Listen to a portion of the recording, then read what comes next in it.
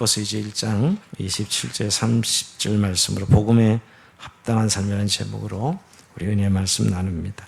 우리가 이제 좀 지난주 한 주간 쉬어서 다시 좀 빌립보서를 이렇게 상기시켜야 되는데요. 처음에 문안 인사가 있었고 1절, 2절, 3절부터 감사가 있었죠. 감사가 있었고 또 빌립보 교회를 생각할 때 어떤 감사, 또 기도가 있었어요. 그리고 이제 12절부터 본론에 들어가야 되는데 본론에 들어가기 앞서 자신의 간증을 합니다. 지금 자신이 투옥되어 있는 상황 속에서 자신의 간증을 해요. 이건 사실은 이 빌립보서가 옥중서신이에요. 옥에 투옥됐다는 소리를 듣고 지금 빌립보 교인들이 걱정하는 상황이거든요. 자신의 상황을 안심시키도록 설명하는 그런 내용의 간증이죠. 그래서 특히 12절, 18절로 내가 투옥됐지만 복음의 진보가 있었다. 굉장한 위로죠. 투옥돼서 굉장히 걱정하고 있는데 이 진보로 인해서 오히려 복음이 진보되었다. 이렇게 성도들을 위로합니다. 그리고 우리가 지지난주 이제 19절에서 26절에서 바울은 살든지 죽든지 생사를 초월하여 오직 그리스도만 존귀케 하는 삶을 살아가고 있다. 이런 고백을 하면서 죽는 것이 사는 것보다 더 유익하나 빌립보 교회 성도들의 영적 유익을 위하여, 즉 빌립보 성도들을 위하여 내가 생존하게 되어 살 것이다. 지금 어떻게 보면 이제 죽을 날을 기다리는 그런 사형수의 심정인데 사실 자기는 죽는 것이 더 낫다. 하나님 앞에 가는 것이 더 낫지만 그러나 빌립보의 영적 유익을 위해서 내가 살아야 되겠다. 이런 고백을 하죠.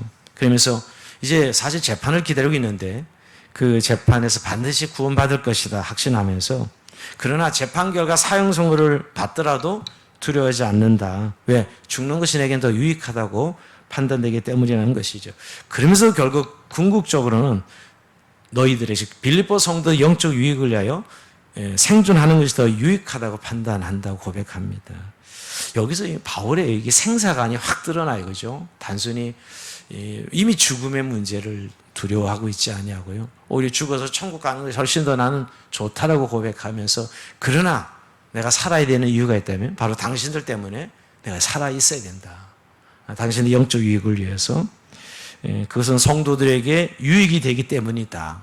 즉 그가 그렇게 고난을 받으면서 복음 전도자로 살아갈 수 있었던 이유가 이 때문이죠. 어떻게 보면 불사조죠. 여러분 바울이 얼마나 죽을 고비를 많이 넘깁니까?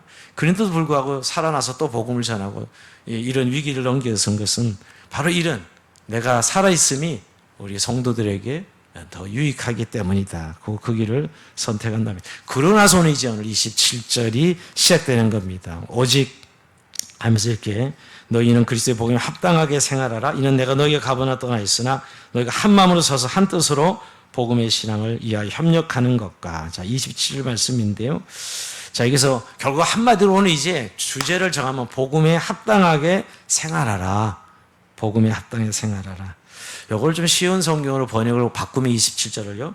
오직 여러분은 그리스도의 복음에 맞게 생활하십시오. 그래 내가 가서 여러분을 만나든지 여러분에게서 떠나 있든지 한 정신으로 굳게 서서 복음을 믿는 일에 한 마음으로 힘을 합하여 함께 싸우고 이렇게 쉬운 성경을 번역하고 있어요.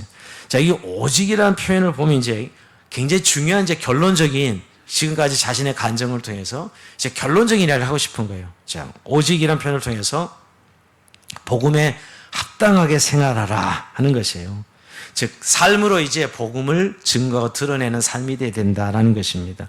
여기 복음이라는 단어 우리가 늘 수없이 쓰고 알고는 있지만 우리가 기쁜 소식 복음은 그렇게 이야기하고 있죠. 결국 예수 그리스도로 말미암아 주신 구원이죠. 우리에게 복음은 우리에게 주신 구원 말이에요. 하나님의 능력이 되신 구원이 복음이잖아요.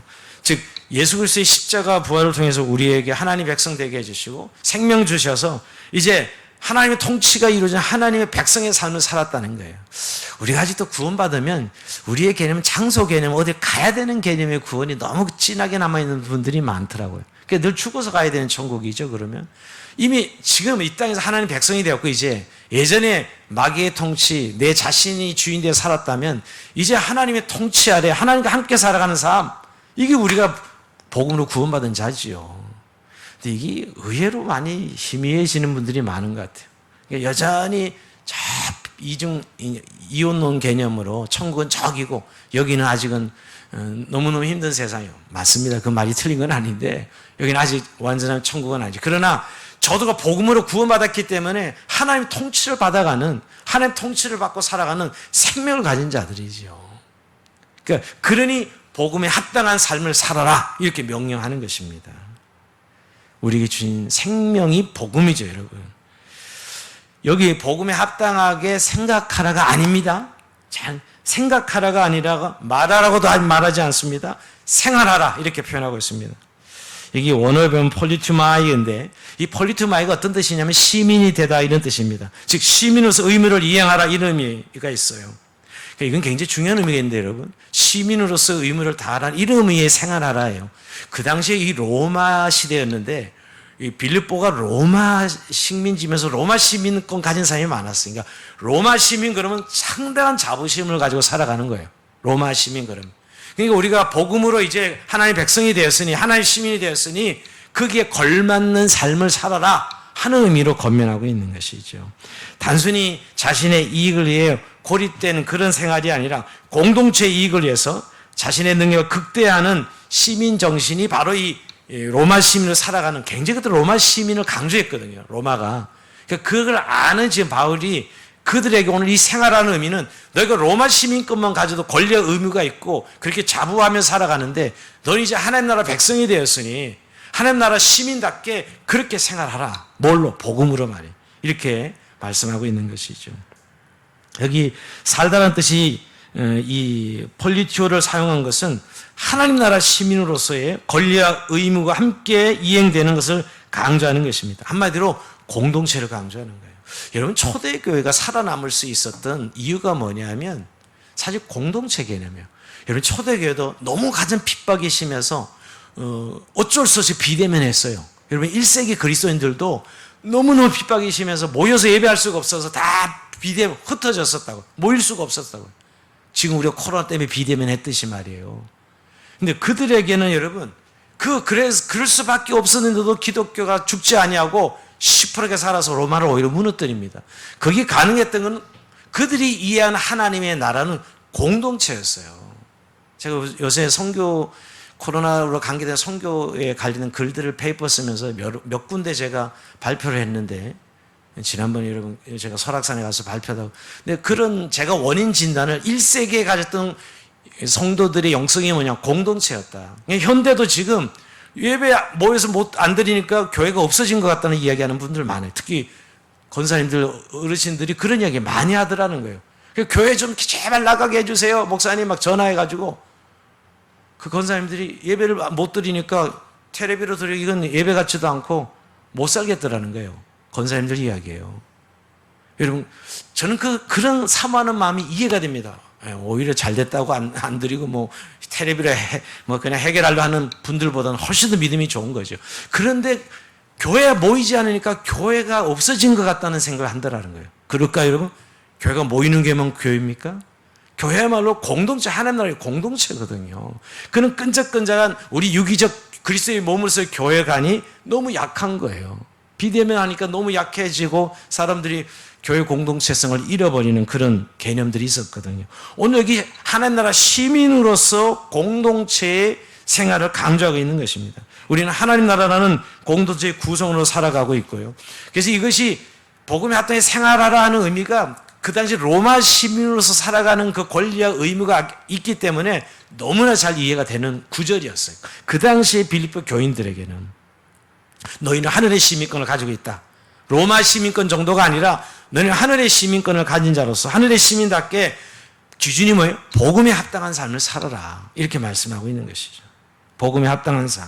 그러니까 너희가 떠나 있으나 내가 함께 있으나 너희가 언제든지 그 눈치 보지 말고 언제든지 하나님 나라 백성으로 합당한, 복음에 합당한 삶을 살아가라는 것이죠. 여러분 그렇다면 오늘 우리에게 한번 물어봐야 돼. 나는 정말 복음으로 살고 있는가? 나는 좀 하나님의 백성이라는 사실 인식을 얼마나 하고 살아가고 있는가? 너무 세상의 가치관에 의해 함몰되어서 그냥 세상 속에서 어떤 생존해야 되는, 요즘 우리 개념이 뭐 맨날 전쟁이고 여러분 그렇잖아요. 그러다 보니까 정말 내가 하나님 나라 백성이라는 이 당당한 자부심 말이에요. 내가 이 땅에 속해 있지만 내 소속은 하나님의 나라 시민으로서 살아가는 것. 그러니까 교회 나오는 정도가 복음으로 사는 건 아니죠. 우리가 교회 다니는 걸로 하나님 나라 시민을 땜빵하면 안 됩니다. 내 삶의 중심 속에 내가 하나님 나라 백성이 되었고 내가 그 공동체 안의 일원으로 그 담대한 믿음을 가지고 살아가는 것을 확인해야 돼요. 우리가 왜 이렇게 위축될까 요즘 그처럼 그리스도인이 위축된 적이 있을까? 이런 생각을 좀 가끔 해요. 좀 쉽게 하면 교회가 재미없어.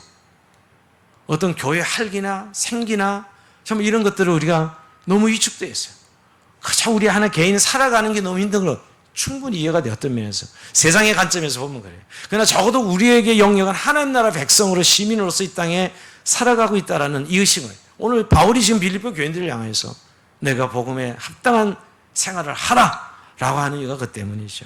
자, 그래서 오늘 복음에 합당한 생활이 먼저 오늘 세 가지 이야기하고 있습니다. 자, 27절 후반절에 보면 이렇게 말씀하고 있는데 내가 한 마음으로 서서 한 뜻으로 복음의 신앙을 협력하는 것과 자, 협력하는 거예요. 자, 오늘 첫 번째 복음에 합당하게 생활하는 삶이 뭐냐고요? 신앙을 위해서 협력하라는 것이에요. 여기 한 마음이라는 한 공동체에서 공동의 목적을 가지고 조화를 이루어가는 마음을 말하는데요. 그리고 서서 이 편에서 이 서서라는 것은 전투가 치열하게 진행되더라도 자기 초소를 떠나지 않고 끝까지 맡겨진 자를 끝까지 사수하는 군인들의 불굴의 용기처럼 복음의 진리를 도전하고 위협하는 대적들 앞에서 굴하지 않고 확고하게 결연하게 서 있으라는 거예요.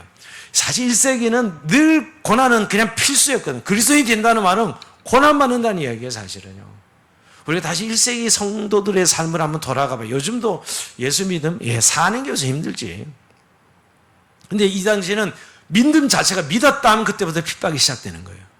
여러분, 저는 지금도 무슬림권에서 예수 믿었다. 그때부터 그 사회에서는 매장되고 그 사회에서는 버림받는 거예요. 그런데 예수 믿거든요, 여러분. 선교사가 저는 복음을 믿고 그 사회에서 완전히 열애돼서 완전히 왕따 돼서 가족이 버리고 여러분 무슬림들은 다 음마 공동체 그 가족 그 신앙 공동체거든요. 그래서 예수를 믿어? 그럼 추방되는 거죠. 지금도 그렇습니다.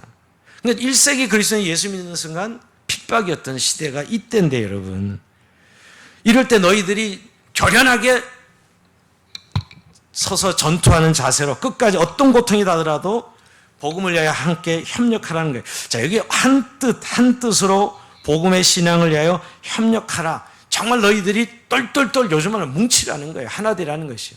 우리가 각 개인은 약하지만 연대하고 뭉치면 엄청난 힘을 가질 수 있다는 사실을 이야기하는 거예요. 저는 공동체 신앙의 위대함이 한 사람의 힘은 너무 약하지만 연결되어 있을 때 누구도 그것을 떼어놓을 수 없어요. 오늘 그래서 복음의 신앙을 해요. 협력하라라는 것이죠. 오늘 이 복음의 신앙이란 것은 1세기에 오늘 바울이 쓴 이 단어의 의미를 생각해 보면 군대나 단체 운동에서 운명 공동체처럼 그러니까 어떤 이 전쟁할 때 군인들이 대우를 이루잖아요. 그러면 그냥 한 생명체들이에요. 개인이 전쟁 치르면 뭐 군대가 한 뭐 사단 군단 연대 이루면 그냥 생사를 같이 하는 거잖아요. 그런 연대감을 가지라는 거예요. 운동할 때 여러분 축구선수 11명이 죽으라고 뛰는 겁니다. 뭐 어제도 한국 시리즈 6차전 끝나서 보니까 뭐 그래서 이기고 나면 신세계가 이겼더만요. 이기고 나면 뭐 온전히 그 짜릿함은 어디에서 오는 그 연대감이에요. 연대감 하나지 하나. 사실 거기서 정말 잘한 사람도 있었고 맨날 실수하는 사람도 있었고 뭐 다 하지만 최선을 다해서 자기 팀을 위해서 싸우는 것이거든요. 이렇게 복음의 신앙을 위해서도 협력하는 거예요. 이 공동체 협력을 말하는 것이죠. 이게 얼마나 우리에게 강력한 힘인가를 말씀하고 있어요. 복음에 합당한 삶이라는 건 신비한 능력을 구하라 이런 것도 아닙니다. 오늘 바울은 신비한 능력을 구하고 어떤지 이게 동굴에 들어가서 신비한 체험을 하고 이런 이야기 하지 않습니다. 성도들이요. 정말 복음의 신앙을 협력하라고 말씀하고 하나 되라는 거죠. 이것이 우리 공동체를 지켜주고 공동체를 계속 생명으로 이어갈 수 있는 삶이라는 것이에요. 근데 저는 우리가 공동체가 사실 마음과 생각부터 하나가 돼야 되거든요. 사실 몸은 여기 나와 있는데 생각은 다 달라. 그러면 그건 공동체 사실은 하나 되는 게 아니죠. 근데 그 하나 되면 우리의 어떤 성향이나 우리가 가진 선호도나 우리가 좋아하는 어떤 것들이 아니라 사실 예수 그리스도 때문에 하나거든요. 우리는요. 같은 게 뭐가 있어 우리가 서로요. 우리가 언제부터 하나 알았다고 또 사실은 오히려 혈연적인 가족보다 훨씬 더 어떻게 보면 연대감이 떨어질 수 있죠. 그런데 교회가 가장 힘이 있을 수 있는 것은 신앙 공동체는 오직 예수 그리스도로 말미암아 하나 된 것이거든요. 그래서 그 복음의 신앙을 하여 하나 되라는 것이에요. 근데 오늘날 교회가 너무 하나 되면 약해요. 한국 교회만 해도 여러분, 야, 이게 교회가 연대할 땐 진짜 연대해야 되는데 연대하지 않아요. 다 자기가 잘났어. 다 자기가 잘나서 다 자기가 총회장이고 말이에요. 그럴 때마다 너무 속상합니다. 그러니까 개신교는 뭔가 대표성이 없어요. 정부가 누구를 대표성을 띄어야 될, 누구 원로를 모셔야 될지 몰라, 개신교는. 참 그런 거 생각하면 가서 천주교는 딱 정해져 있잖아요. 추기경 끝나잖아요. 개신교는 정부가 뭐 상대를 하려고 해도 다 나눠져 있어서. 물론 이 개신교 원리가 그래요. 그 자체가 저는 잘못됐다는 건 아니에요. 그러나 저도 신앙적 연대는 교회가 한 몸이고 하나라는 사실이죠. 그것이 주는 어마어마한 파워가 있거든요. 복음의 신앙을 위하여 협력하라. 이것이 오늘 너희가 이 복음에 합당한 생활을 하는 것이라는 거예요. 여러분, 그렇게 하나 되어야 섬김이 나오고요. 나눔이 나오고 배려가 있어요. 왜 교회에 사실 섬김과 나눔과 배려가 이렇게 없을까? 하나됨이 아닌 것이죠.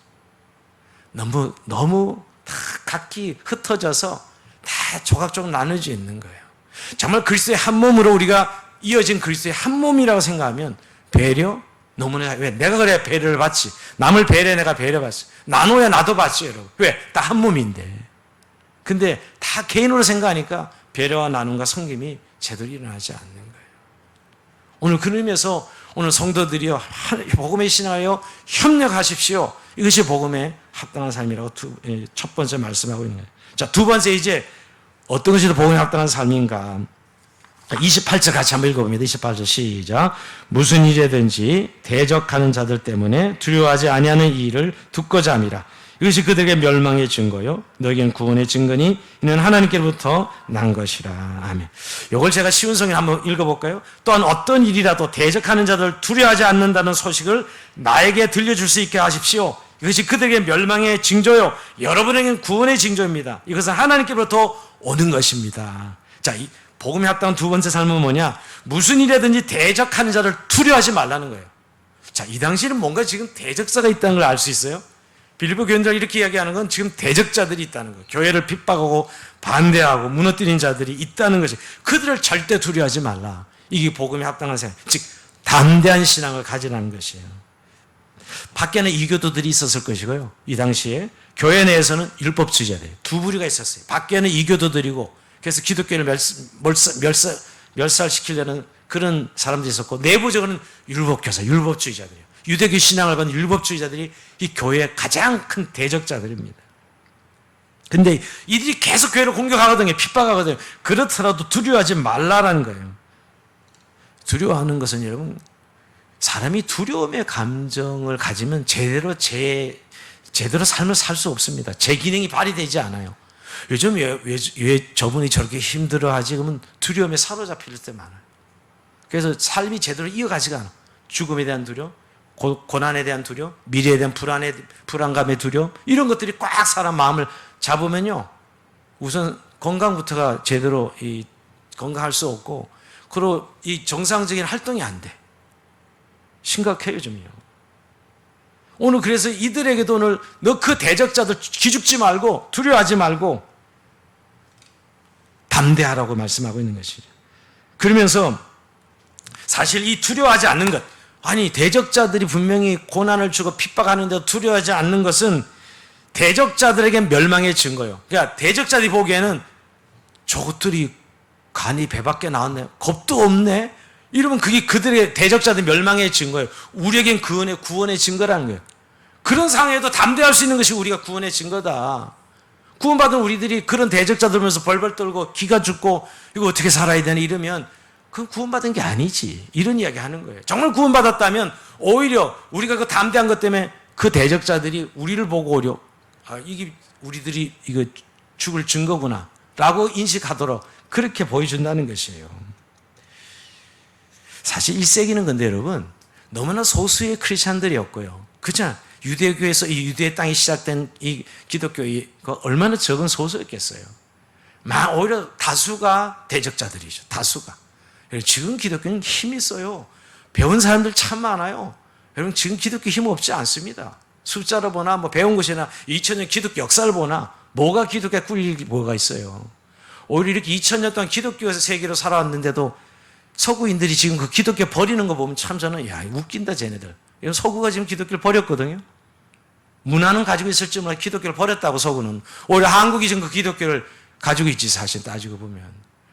기독교 교회가 지금 5만 교회가 얼마나 많은 사람들이 이 신앙 생활을 하고 있습니까? 우리 한국에. 이제 그런 부분들이 정말 이렇게 담대한 신앙으로 이어져야지 오히려 핍박하는 자들을 두려워하고 우리가 그들에게 기가 죽고 벌벌 떨어서는 안 된다는 것이. 근데 거기에는 여러분 사실은 좀 그게 있어요. 실제적인 어려움을 줄 수 있는 자들이 그 대적자들이. 그러니까 핍박이죠. 어려움을 줄 수 있는 거예요. 그러니까 사실 사람들은 두려워할 수밖에 없었죠. 왜? 그들이 정권을 가진 자들 그 말이에요. 힘을 가진 자들이니까 당연히 그걸 받는 입장에서는 두려워할 수밖에. 그러나 그것은 두려워하지 않아야 그거야말로 하나님부터 허락된 분명한 구원의 증거인 동시에 대적자들의 멸망의 증거가 된다는 것을 밝힙니다. 여러분 지금 우리를 대적하는 건 뭘까요? 물론 저는 궁극적으로 사단 마귀고요. 우리 영적으로. 저는 지금 오늘 세상이라고 생각해요. 세상. 우리가 지금 두려워하는 게 생존 아닙니까? 하루라도 벌지 않으면 우리가 먹고 살 수 있을까? 이 생존에 대한 두려움. 그래서 미래에 대한 두려움. 더 나가서 내가 이렇게 저 대열에 같이 끼지 않으면 왕따 당해서 내가 왕따 당하지 않을까? 이 두려움이 있는 것 같아요. 특히 예수 믿는 사람들 중에. 여러분 잘 생각해 보세요. 정말 여러분 우리가 지금 생존이 전쟁인 것은 분명합니다. 정말 하루라도 안 벌면 살아갈 수 없는 세상이 되었어요. 자본주의 사회에서. 그런데 그래서 우리 안에는 늘 그 일을 하지 못하면 또 그것을 벌지 못하면 내 삶이 힘들어. 불가능해. 이런 두려움이 차 있는 것이죠. 여러분 그 두려움이 사실 우리의 삶을 얼마나 망가뜨려 우리의 신앙을 얼마나 갉아먹냐고요. 오늘 주님은 우리에게 말씀합니다. 오늘 생존을 위해 살지 말고 하나님의 나라와 의를 위해서 살려고. 너희는 세상을 두려워하지 말고 하나님을 두려워하고 하나님을 경외하고 말씀하고 있어요. 그게 오늘 성도의 삶이에요. 오늘 그래서 너희가 대적들 눈에 보면 대적을 두려워하지 말고 하나님을 두려워하고 하나님을 경외하라는 것이죠. 담대하라는 것이에요. 여러분 우리가 물론 이것은 뭐 이게 체면 걸어서 되는 건 아닙니다. 내 믿음의 눈으로 세상을 봐야죠. 정말 여러분 하나님이 나와 함께 하시고 매일 하나님과 동행하고 이것이 실제 내 믿음인지 아니면 간념으로 늘 하나님 나와 함께 하시지 이 간념과 실제로 주님과 함께 하심이 내 통치를 실제로 믿음으로 느끼고 확인하고 살아가는 것과는 하늘과 땅 차이죠. 오늘 그래서 두려워하지 말고 담대라고 말씀하고 있는 것입니다. 여러분 세상을 두려워하면 하나님이 두렵지 않습니다. 하나님이 나를 먹여 살릴 수 있는 것 같지 않아. 그래서 세상 속에 자꾸 세상을 두려워하면서 그게 세상의 종로를 타게 되죠, 여러분. 그러지 않아요? 그래서 교회가 점점 세속화되는 거예요, 지금요. 이 자본주의 사회가 얼마나 이 사람들의 목줄을 지우고 말이에요, 지금. 생존에 이어을 하면서 두렵게 하는지 몰라요. 겉으로는 그렇게 뭐 아무것도 아닌 것이 아니요. 거기에 벌벌 떱니다, 사실. 근데 밥줄이 달려있는데 이러면 끝나는 거 아니에요. 세상 사람들이요. 근데 우리는 밥줄이나 생명줄을 우리 쥐고 있는 우리들이 왜 그것을 두려워하냐는 것이에요. 대적자를 두려워하지 말고. 그러기에 이 조그만 소수의 종교의 기독교가 로마를 엎을 수 있었던 거예요. 그 대적, 그 핍박 속에도 그들의 신앙을 넘어뜨리고 오히려 이들의 신앙을 오히려 받아들이게 된 것이죠. 이게 오늘 두 번째, 너희가 세상을 두려워하지 말고 대적자들 두려워하지 말고 담대하라 하나님. 이게 복음에 합당한 삶입니다. 자, 마지막 세 번째로 복음에 합당한 삶은 무엇입니까? 자, 29절 같이 읽어봅시다. 29절 시작. 그리스도를 위하여 너에게 은혜를 주신 것은 다만 그를 믿을 뿐 아니라 또한 그를 위하여 고난도 받게 하려 하심이라. 아멘. 자, 이 세 번째는 결국 복음에 합당한 삶은 고난에 직면할 때 이제 위축되지 말고 싸워야 된다는 거예요. 고난을 받으라는 거예요, 정면으로. 이건 좀 별로 좋아하지 않는 메시지인데요. 여러분, 이 1세기 사람들 속에도 항상 인간 사회에서 고난은 뭔가 악한 것이 잘못된 거예요. 인간에게 고난은 잘못되고 악한 것이었어요. 불편한 것이었어요. 오지 말아야 되는 것이었어요. 이 초대교회도 여전히 마찬가지였습니다. 그런데 오늘 뭐라고 설파하고 있어, 바울이? 야, 예수 믿으면 은혜를 받은 것처럼 고난도 받는 건 당연한 거야. 이렇게 얘기하고 있는 겁니다.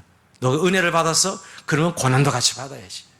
이건 완전 코페르니쿠스적인 완전히 생각을 바꿔주는 거예요. 고난이 오면 안 돼. 고난 받으면 우리는 힘들어 못 살아. 이런 지금 생각을 가진 성도들에게 고난도 선물이야. 고난도 믿음의 선물이야. 라고 이렇게 말씀하고 있는 것이죠. 고난이 없는 그리스도인의 삶은 불가능하다고 이야기하는 겁니다. 너희가 지금 고난을 받은 것은, 은혜를 받은 것은 고난도 함께 받기 위해서 받은 것이다. 그렇다고 무슨 맨날 고생만 하고 죽어라 이런 의미의 고난을 말하고 있는 건 아니지요. 우리가 이 세상 살아가면서 은혜를 주신 것은 고난을 감당하게 하시려고 은혜를 주셨다는 것이에요. 근데 여러분, 고난은 저는 크게 한 세 가지로 오늘 생각해 봤어요. 여러분, 죄로 인하여 우리 고난 받죠, 그죠? 이건 당하지 말아야지, 그죠?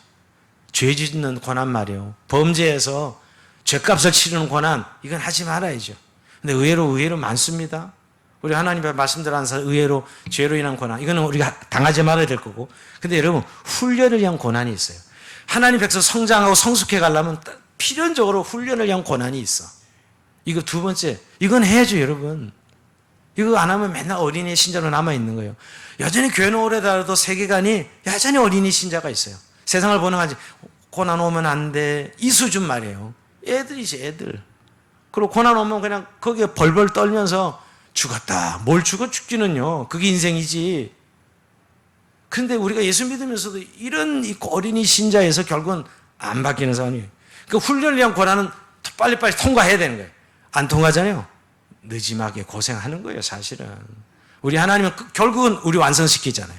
그러니 어차피 훈련의 고난은 빨리 통과해야 됩니다. 자, 근데 여기서 말하는 너희가 은혜를 준 고난도 받게 하려고 은혜를 주셨다는 말씀은 복음을 위한 고난이 있다. 복음을 위한 고난, 이거 많이 겪을수록 좋다고 얘기하는 거예요. 자, 이게 지금 우리 시대에 참 딱 좋아하는 메시지는 아니지만 오늘 여러분 1세기 그리스도인의 복음, 빌립보 교인들에게 바울은 너희가 복음을 위한 고난은 겪을수록 좋다. 그러니 지금부터 너희들이 고난 받을 준비를 하라는 거예요. 고난을 겪는 것이 저주받는 것도 아니고 고난받는 것이 하나님 앞에 벌 받는 것도 아니고 복음을 위하여는 너희가 오히려 더 갑절이나 고난을 받으라는 것이지요. 여러분, 고난이 사실은 주는 유익은 알고 있습니다. 여러분, 욥기서 보면 그 고난으로 욥이 얼마나 하나님과 더 가까워져요? 우리의 고난이 하나님과 가깝게 해주는 역할을 합니다. 고난받을 때 하나님의 영이 우리와 함께하는 걸 느껴요. 여러분, 사람은 이상하리만큼 좋고 편할 때 하나님 나와 함께하는 걸 잘 못 느낍니다. 자기 만족에 채야지. 여러분, 한번 잘 생각해. 진짜 내가 막 너무 좋은 어떤 환경과 상황인데 그때 하나님을 찾고 구해요? 별로 못 받습니다. 그때는 그냥 만족에 빠져. 근데 어려움이 오면 우리 모두가 긴장 모드로 바뀌어지면서 하나님을 찾지요. 하나님 영이 함께 하심을 고난 때 느껴요. 그리고 결국 우리가 고난에 쌓여지는 상급이죠. 우리가 왜 보상받는 거예요? 우리가 궁극적으로 우리의 구원이 완성됐을 때 우리가 의를 위한 고난이 되면 합당한 보상을 성경은 이야기하고 있어요. 어떤 분은 이런 신앙에 대해서 굉장히 뭐라 그럴까요? 미신적이라는 분들이 아니요, 성경이 우리의 고난에 대한 보상을 얼마나 많이 강조하고 있는데요. 예수님 말씀하셨고요, 여러분. 그러니까 오늘 이 고난은 우리 자신의 죄를 위한 고난도 아니고 훈련의 고난이 아니라 그리스도의 남은 고난. 바울은 그래서 골로새에서 그리스도의 남은 고난이다 그럽니다. 예수님이 고난을 덜 받아서 우리가 채워야 된다는 의미가 아니라 이 땅에 교회가 계속되잖아요. 주님 오실 때까지. 그 교회 공동체에 받는 고난, 그리스도의 남은 고난이에요. 여러분, 교회를 위해서 핍박받고 고난받고 손해봅니까? 감사하셔야 돼요. 그는 그리스도의 남은 고난입니다. 그리고 그분이 십자가에서 그 길을 먼저 가셨고 우리에게 따라오라고 그런 그 길이에요. 정말 오늘의 한국 기독교는 여러분, 예수님의 고난의 길을 따라가지 않으면서 우리가 신앙생활을 잘한다? 말도 안 되는 소리예요, 사실. 근데 요즘 메시지들은 그 십자가의 고난을 이야기 안 합니다. 너무 세상적인 어떤 이런 문화적인 이야기들을 많이 하는 것 같아요. 너무 심리적인 거 너무 많이 이야기하는 것 같아요. 물론 세상이 바뀌었으니까 우리가 그 관심을 가져야 돼요. 오늘 우리도 이 세상 속에 살아가니까. 하지만은 본질은 여러분 결국 예수님이 가신 십자가의 길을 우리도 뒤따라가는 거 아니에요. 그게 그리스도의 남은 고난이요. 고난을 겪는 것이에요. 그 복음을 위한 고난은 우리에게 복음에 합당하게 신앙생활을 하는 것이에요. 근데 여러분, 오늘 저와 여러분이 저도 오늘 많이 궁싸면서 고난을 너무 힘들어요. 적어도 나한테는 이거 오면 안 됩니다. 항상 바리케이트 치고 있는 것 같아요. 이거 오면 안 돼요. 사람 너무너무 힘들어요. 고난 자체를. 그리고 힘들게 좀 불편한 거 못 견뎌요. 그래서 아예 요새 사람들이 죽으려고 그러잖아요. 그냥 아예 나 안 살겠다고. 힘들면 그냥 안 살겠다고 포기하는 것 같아요.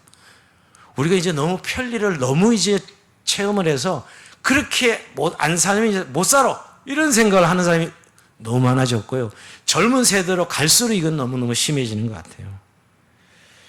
여러분, 우리가 물론 죄로 인한 고난도 있고 훈련의 고난도 있고, 그러나 이런 복음을 위한 고난까지 가야지요.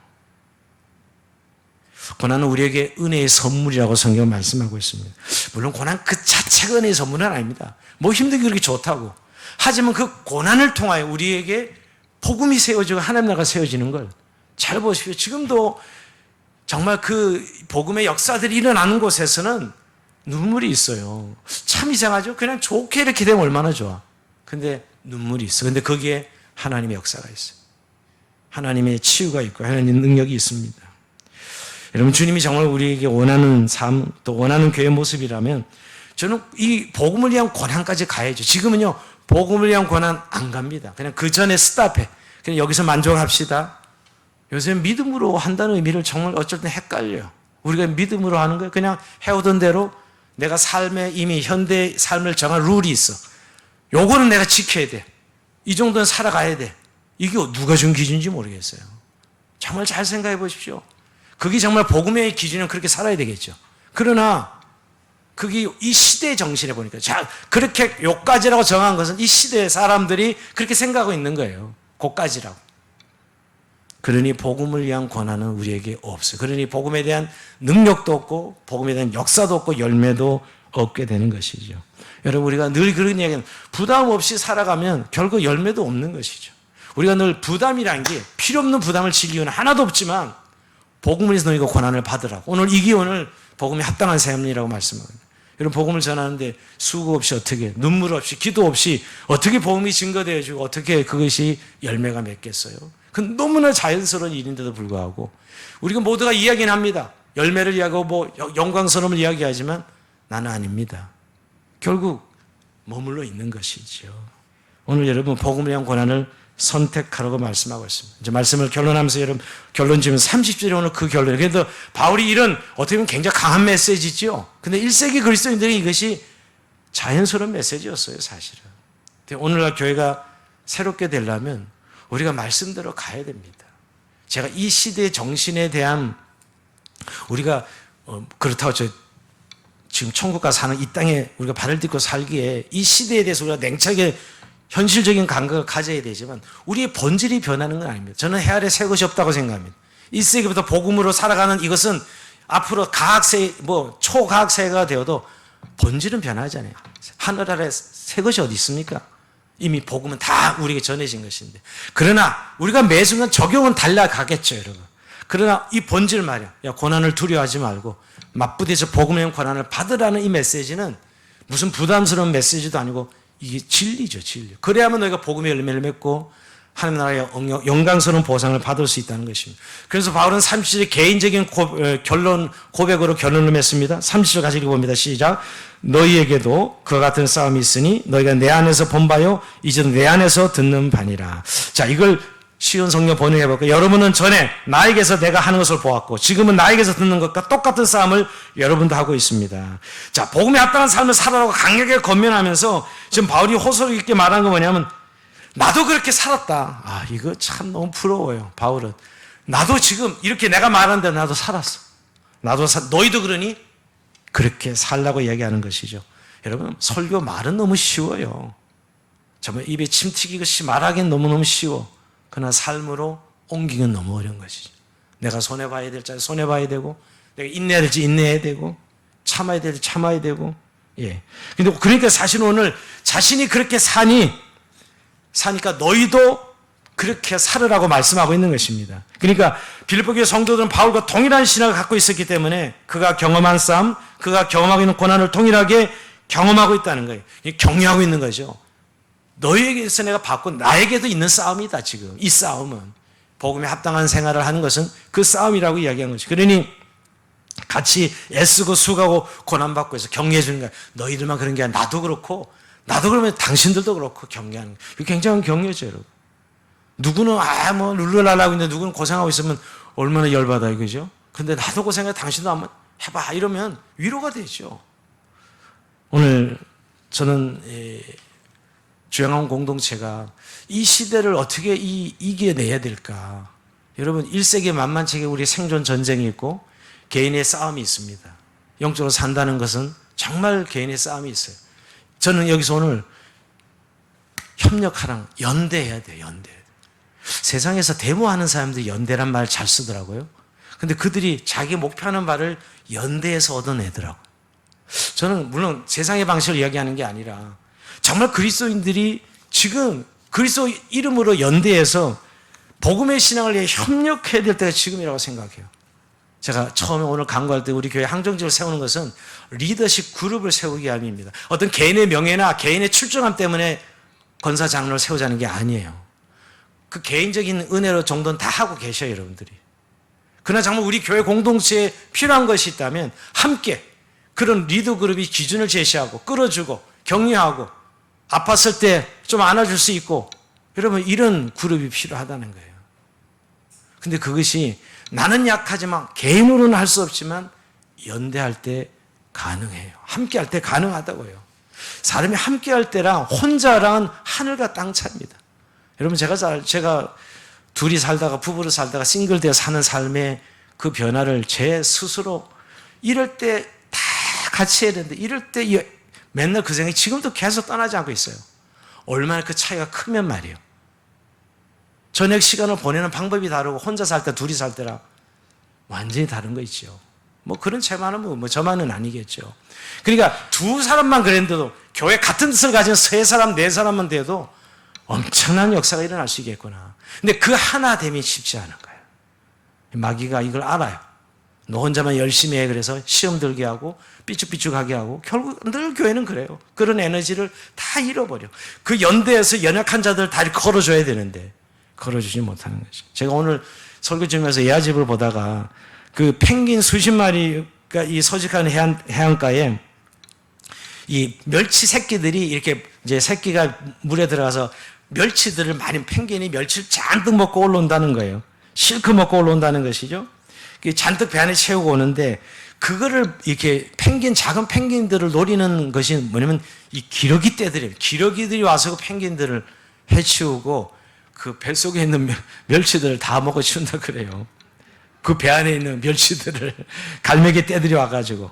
근데 이 펭귄 적은 펭귄은 갈매기보다 훨씬 작거든요, 여러분. 우리가 큰 대형 펭귄만 옛날에 그 MBC 한 그것만 보시는데 보통 펭귄은 요만해요. 여러분 여기 가도 그렇잖아요. 근데 그건 대형 펭귄을 본 것이고 대부분 멸치를 먹고 올라오면 그 펭귄을 잡아먹는 기러기 떼들이라고 합니다. 그런데 이 펭귄들이 어떻게 그 기러기 떼들을 물리치냐 하면 어떻게 이겨내냐면 이 펭귄 보통 한 6, 7명이 이렇게 완전 몸을 쫙 붙인답니다. 그럼 몸이 이렇게 뚱뚱해지게 딱 밀착해 가지고 딱 붙이고 있으면 절대 기러기 떼들이 달려서 해치지 못한다. 지혜롭게 혼자는 그냥 잡아먹히는 거예요. 그냥 기러기 떼들한테. 근데 그렇게 몸을 쫙 밀착시켜서 6개, 7마리가 딱 붙으면 절대로 당하지 않는다는 거예요. 제가 그 예아집에서 난 이 글을 읽으면서 이런데 우리가 정말 그리스도의 이름으로 연대할 수 있다면, 마음을 같이 할 수 있다면 무엇이든지 이겨낼 수 있는데 나는 안 돼. 나는 못 해. 나는 너무 연약해. 내 시간은 안 돼. 이러면 결국 우리가 다 힘을 잃어버리는 거예요. 근데 참 신앙을 위해 협력하고 하나 되라는 이 말씀이 말이에요. 그런 의미에서 이게 굉장히 중요한 우리에게 주시는 메시지구나 하는 생각을 해보게 됩니다. 상도성도 여러분, 우리가 할 수 있는 건 너무 경험을 의존하고 있는 건 아닙니까? 우리가 바라보는 너무 습관적으로 이미 생각했던 이 기준에 너무 익숙해진 거 아니냐고요. 하나님이 우리를 어떻게 사용하시고 어떻게 인도하시고 또 우리 하나님이 우리 공동체를 통해서 어떻게 일하실지 우리가 좀 그런 기대감을 가지자는 거예요. 오늘 복음에 합당한 삶은, 복음은 우리에게 생명을 주시고 지금도 하나님 통치를 누릴 수 있는 강력한 파워를 우리에게 주시겠다 약속하신 것이 복음인데 그 복음에 합당한 삶을 살아가는 저 여러분 삶이 되길 주의 이름으로 축원드립니다. 자, 우리 찬송하고 기도의 시간을 나갑시다.